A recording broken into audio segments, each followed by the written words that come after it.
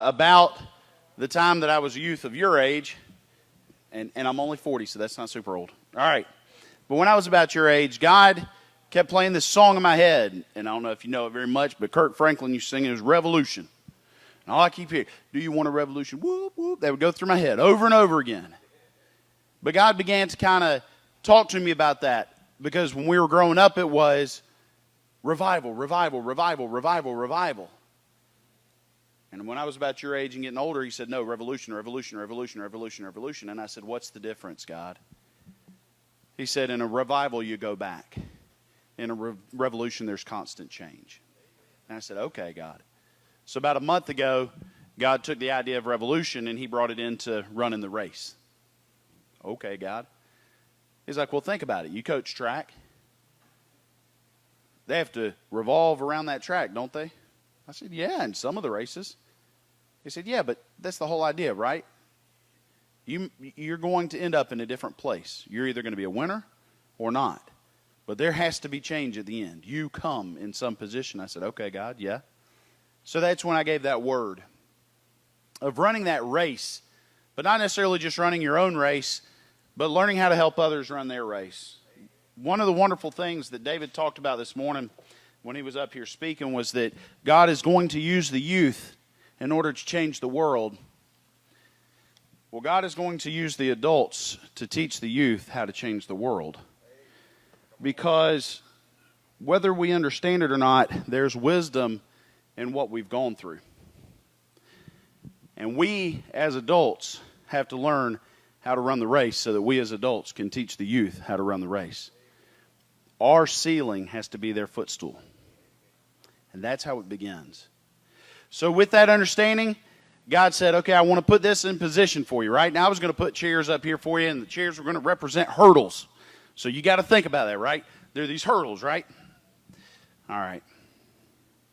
To understand revolution, we must look at it as a race on a track. Our salvation and love of God is running a race. Others are watching, even if it is our own race. See, God kind of brought that to me. He said, you know, you're running this race, but there are people in the stands. I'm going, okay. He's like, so what you're doing is witnessing to them. What you're doing, how you run that race is a big deal. Hebrews 12:1 says, therefore, since we are surrounded by so great a cloud of witnesses, let us also lay aside every weight and sin which clings so closely, and let us run with endurance the race that is set before us.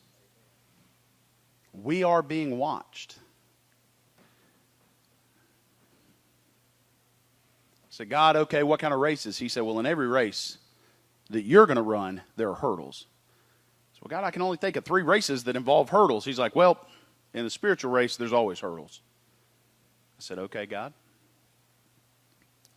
There are hurdles that you can remove, and there are hurdles that God helps you overcome. There is a difference. Some hurdles will never move. That's why you have to overcome them. And you overcome them every time you race. I had the idea of 5 hurdles up here. You have temptation and what tempts you. You have fear and doubt. And you have despair. We can remove what tempts us. But God has to help us. That was 5. I'll count it out for you in a minute. Temptation and what tempts you. Fear and doubt and despair. Sorry. It's going to make sense. You can remove what tempts you. What do you mean by that? Do we want to get honest this morning? I need to know. Great. Pornography is the number 1 problem in America right this minute. More youth, whether they'll ever admit it or not, will struggle with it by the time they are 13 years old. In fact, the statistic states that 98% of all young people in America by the time of 13 years old will have seen pornography. I don't want to go through a million statistics. I just want you to understand people are seeing it. And now we have this wonderful thing called the internet. It makes you able to go into your bathrooms and your bedrooms and your closets and never be seen with your sin, where you can walk around this world and act like you're not struggling with that sin. You can lie all you want, but understand God knows. And you can never overcome temptation with God's help if you're not willing to remove what tempts you. But I have to use the internet for my work. Figure it out. You cannot help another person run a race until you yourself can run that race. And we talk about wanting to change the world, but you can't change the world till you can run the race. If you continue to get knocked over by the temptations of this world, then you are not going to be able to help somebody overcome the temptations that are in front of them as well. Do we want to be honest, or do we want to put that in a jar, put it up on a shelf? In honest reality, we struggle. I struggle with lust. I struggle with greed. You struggle with something. So the first thing you have to do is remove it. How do I remove it? Glad you asked. What are we building at this church? A house of? They overcame him by the blood of the Lamb and the... You can't have a testimony without a test. And you can't overcome without understanding what his words are. Jesus was tested. Over and over and over he was tested. And when he was tested, he had to come back with the Word. The Word was his sword, truth, his righteousness. He had to gird up his loins. He had to prepare himself. He had to come out there ready to go. And let me tell you something. If you're not preparing yourself, you're also not ready to help somebody else run their race.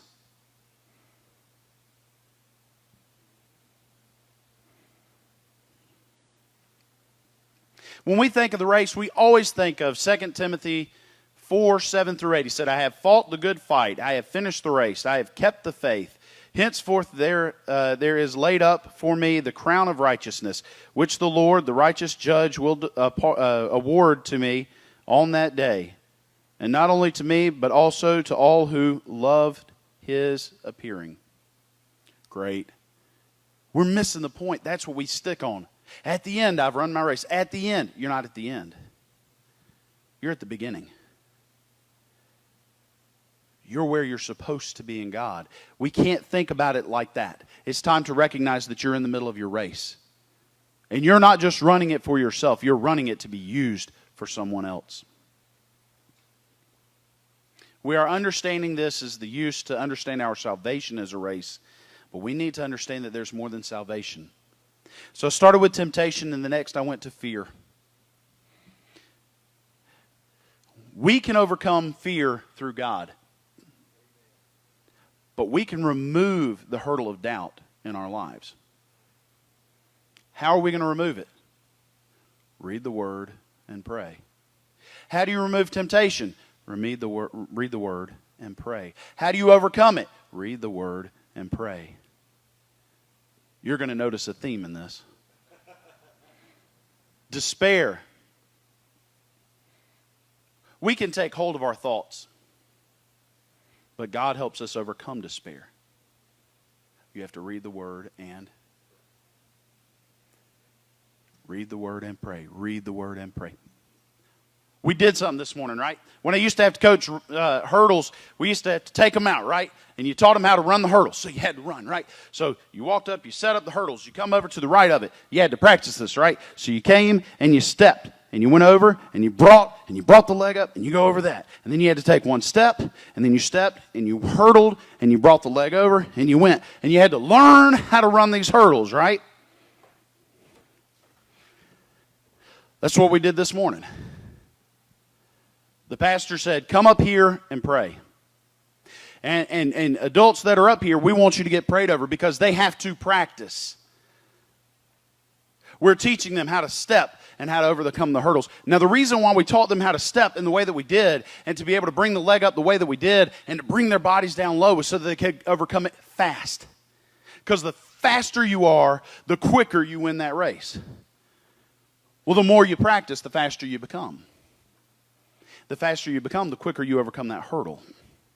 The quicker you overcome that hurdle, the quicker you win that race. 1 Corinthians 9:24 through 27 says, "Do you not know that those who run in a race all run, but one receives the prize? Run in such a way that you may obtain it. And everyone who competes for the prize is temperate in all things. Now they do it to obtain a perishable crown, but we for an imperishable crown. Therefore I run thus, not with uncertainty. Thus I fight not as one who beats the air, but I discipline my body and bring it into subjugation, lest when I have preached to others, I myself should become disqualified." We have to overcome it before we can teach people to overcome it. You have to run your race before you can teach people to run the race. What is this saying? Is he saying that I'm competing with everybody on the field? No. No. I just want to learn how to run it faster so that I can help those around me. I'm wanting to obtain this imperishable crown. I want to obtain what God has for me. And I want to do it as quick as I can. And I want to do it over and over and over and over and over again. Because then I want to come out there. I'm telling you right now, the greatest teachers did it first. Don't be lied to. Those who can't teach. That's not true. Some of the best teachers I ever had could do it. They were the best hitters. They were best throwers. They were some of the best athletes I'd ever seen. They had to teach me how to do it, and they based it off of how they had done. They had gotten to the championships. They had won that stuff, and guess what? They brought us into that place. That's right. And so when you think about it, we're running that race. We have to do it. Once we can do it, once we're getting faster and faster, and we can just continue to win that race, then we got to go over and show others how to do it. Notice it first starts with who? Us. It's an internal struggle. It's an internal fight. It's our spiritual walk first. When we talked about temptation, you need to understand Galatians 5:17 says, "For the flesh desires what is contrary to the spirit, and the spirit what is contrary to the flesh. They are in conflict with each other, so that you are not to do whatever you want." Temptation, fear, despair, that's part of the flesh. Notice I didn't say Satan. Don't misunderstand. We constantly talk about Satan. Why? Because Satan is an unrelenting enemy that constantly comes to beat you, to steal, to kill, to destroy, to do that. But you're not just fighting the enemy. You too are fighting yourself. You have to wake up in the morning and do what? Pick up your cross.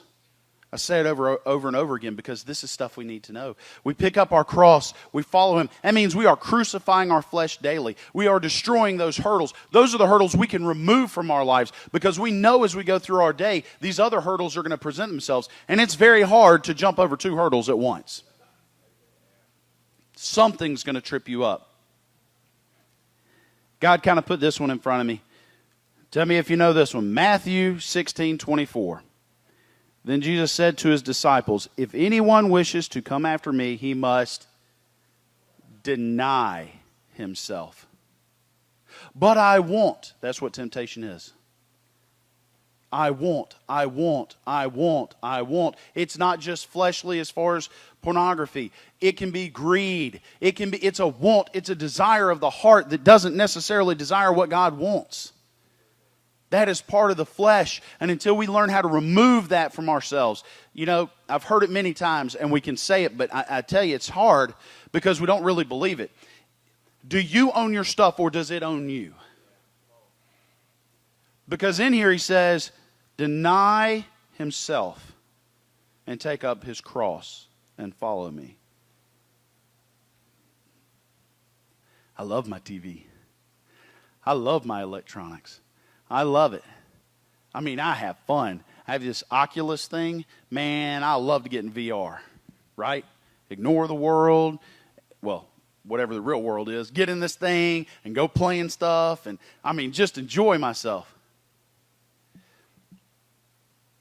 But when it begins to get in the way of my prayer time with God, with reading His Word,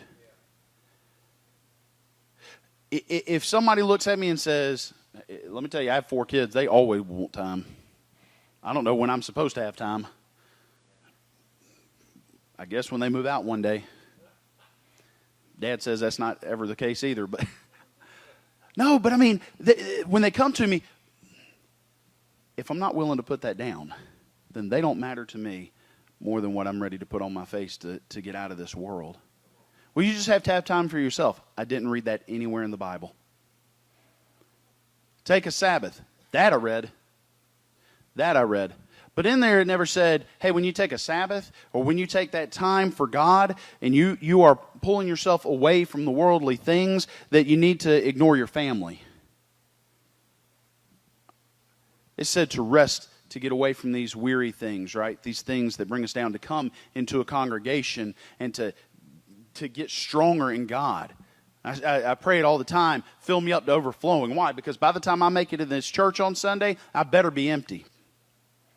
I better have flowed it out. And if it flew, these are horrible words. My mother get on to me. If I let it flow out of me until I'm empty, then I better have a refreshing before I go out there again. And that may be Monday, I already let it all come out of me. So by Monday night, I'm in prayer and I am in reading again. Because Tuesday, it's going to have to flow out again. Because Wednesday, it's going to have to flow out again. Because Thursday, it's going to have to flow out again. And then when I need to take a Sabbath, it's going to be here. Why? Because this is going to be a recuperation time. I used to run on a Sunday night. It'd be a refueling time. That's what we'd call it. The youth come up there. What is this? Refueling. We didn't do preaching or anything. All we did was refuel. We did praise and worship, and we read the Word together, and we discussed what we read. And we tried to go a little deeper, and we tried to go a little deeper. On Sundays, you're going to get words that are read to you, though. This right here, I'm going to tell you right now, you need to go check. Don't just take my word for it. Any pastor that says that you take exactly what he says as golden has missed the mark. Yes, he hears God, but if he's truly heard God, then he shouldn't worry about you going to check behind him at all, or her. Because in all reality, if it's God's word, it's always going to ring true. You're not going to be able to refute it. Your world is not your world. Your race is not your race. This is God's world. Don't we say we want His kingdom come here on earth? Well, if that's the case, then it's His. The glory is yours. Your worthy is yours. Guys, this is the part of running that first race. And then once we do that, once we become pros at overcoming some of those hurdles, removing other things that are fleshly there. Because once you remove the fleshly things, that's where Satan comes in. Satan's going to try to give you temptation. Satan's going to try to bring the fear. Satan's going to try to bring the despair. So I've removed the flesh, the things that I can remove, and now it takes God to fight the battles that are in front of me so that I can overcome it. And once I've learned how to go into Him in prayer, once I've learned how to go to Him and read the Word, once I've girded up my loins, now is the time that I can go show somebody else how to follow Christ. Now it's time to make disciples of all nations. Because now when I get up, I can show them this is how you defeat the flesh inside of you, or around you, or on you, or near you. This is how you follow Christ. This is how you overcome this hurdle. And you better be prayed up, and you better know your word. And let me tell you why. I have a friend who is struggling. Struggle is an understatement. I've never known anybody to be as strong in God as he was. He used to be a beacon of light for me in a lot of ways. I'd call him, we'd talk to try to get through some stuff. My friend has now left the church. Because in the midst of trying to seek God, they're listening to man. And they're becoming so wise in their own ways and in what they're researching themselves that it's created questions that he can't answer. And the questions that have been raised that he can't answer, he can't just put on God's shoulder so that he can overcome it. And now what's happened is faith has turned to doubt. Doubt has turned to fear or despair. And now he's stumbling. Hurdle after hurdle after hurdle after hurdle. What does that mean I've got to do? I now have to teach him how to run the race. And if I don't know God's word, I can hurt him more than help him. And if I'm not prayed up and I try to go to him before God says, then I can hurt him more than help him. And if I am not prepared to run it the way I'm supposed to run it, I will hurt more than help. Period. And it's hard. It's hard when you find somebody close to you that you really just love, and they're telling you that they don't believe that the Bible is necessarily put together properly, that they now question that because man is the one that put the Bible together, and they believe it's politically put together, and they believe that at this point in time that God can't reveal himself to all people at all times. And so there are people that are going to die that will never have known him or be given the chance. And so now he's fearful that all these people are going to go to hell. How can he believe in a God that only wants to love himself inside of you? You see how much fear and doubt is created? I can't go to him until I what? Know the word. And I better be prayed up. I better be in the word so that when I am coming across those questions, I have answers. If God uses me for that. If God tells me to go. Because see, in my prayer time, that's where intercession comes in. Prayer time is for testimony. Prayer time is for intercession. Prayer time is to give it all to God. Prayer time is to sit inside his presence and wait until he says, go. He's my coach, right? When I coached, I always had these people out here, and I had to tell them, you're going to run this race, you're going to run this. We practice these races, but I think you're going to be best at this race, and you're going to be best for that race. God does the same thing for us. You're going to go plant seed here. You're going to go plant seed here. You're going to help this person run this race. I started this off by telling you that this is about revolution, not about revival. We talk about change for Henry County. I live in Houston County. I'm bringing what we're wanting here down there. And I know that what we're talking about is change, which means we're not asking for just a flicker or a fire that burns in the night and goes away because we have to try to find oil that just continues to make it burn, but rather we want a war to happen. We want destruction to happen. We want something that is not only hard, but also brings pain. And you go, pain? Yes. Destroy these constructs that we have built that have created this comfortable life that we see so that he can be revealed to all, because I don't need the money. I don't need the cars. I don't need the comfort. What I need is God. And I want to see him move here like he's moving in the third world countries that can't have all the stuff that I have. I want to see bones dancing and being rebuilt into his glory. I want to see change occur. It's not happening. Then you're not looking. That's our problem. That's our problem. Healing's not going to happen. It will happen for who he wants it to happen to and when he wants it to happen.